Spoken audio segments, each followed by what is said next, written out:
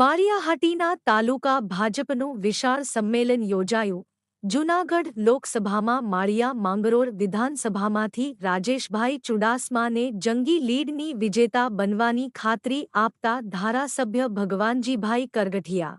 માળિયાહાટીના લોહાણા મહાજનવાડી ખાતે આજે માળિયાહાટીના તાલુકા ભાજપનું એક વિશાળ સંમેલન લોકસભાના ઉમેદવાર શ્રી રાજેશભાઈ ચુડાસમાની ઉપસ્થિતિમાં યોજાયું હતું. લોકસભાના ઉમેદવાર રાજેશભાઈ ચુડાસમાએ પોતાના પ્રવચનમાં જણાવ્યું હતું કે આ લોકસભાની ચૂંટણીમાં ગુજરાતને 26 લોકસભાની બેઠક ભારતીય જનતા પાર્ટી જીતી જશે.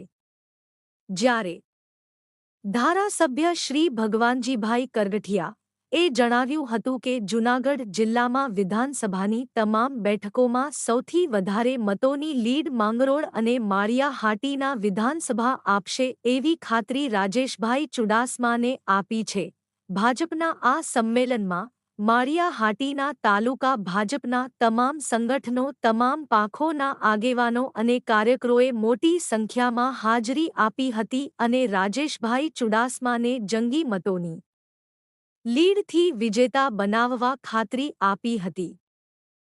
માળિયા તાલુકાના સમાચાર જોવા માટે અમારી ચેનલને લાઇક, શેર અને સબસ્ક્રાઇબ કરો.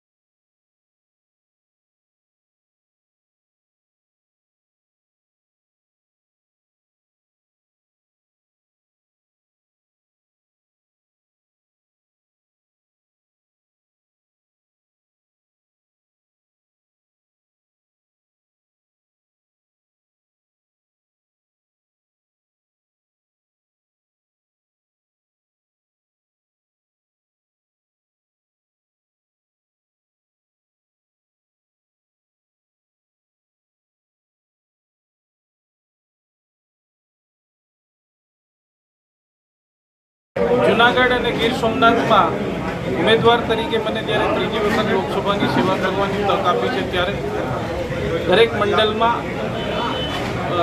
ઉમેદવાર તરીકે બધાને મળવા માટેનો પ્રવાસનું આયોજન કરવામાં આવ્યું.